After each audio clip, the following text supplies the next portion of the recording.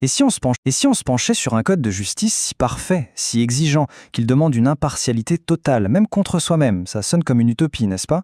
Eh bien, ce n'est pas un concept moderne, mais un verset du Coran qui a plus de 1400 ans. On va découvrir ensemble pourquoi ce message est aujourd'hui peut-être plus important que jamais. Et si on se penchait sur un code de justice si parfait, si exigeant, qu'il demande une impartialité totale, même contre soi-même, ça sonne comme une utopie, n'est-ce pas?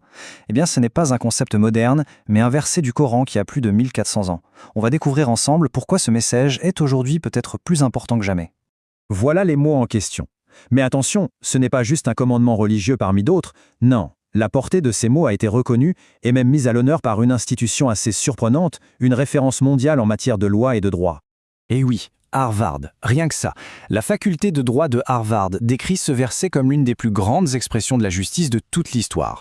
C'est dire sa portée universelle. Et franchement, une telle reconnaissance, ça nous oblige à y regarder de plus près, à essayer de comprendre la profondeur de ce message. Alors, comment un texte si ancien a-t-il pu mériter une place d'honneur à Harvard? Pour le saisir, on va suivre un parcours simple. On va partir de cette reconnaissance mondiale, pour ensuite décortiquer le verset, et enfin, voir comment il peut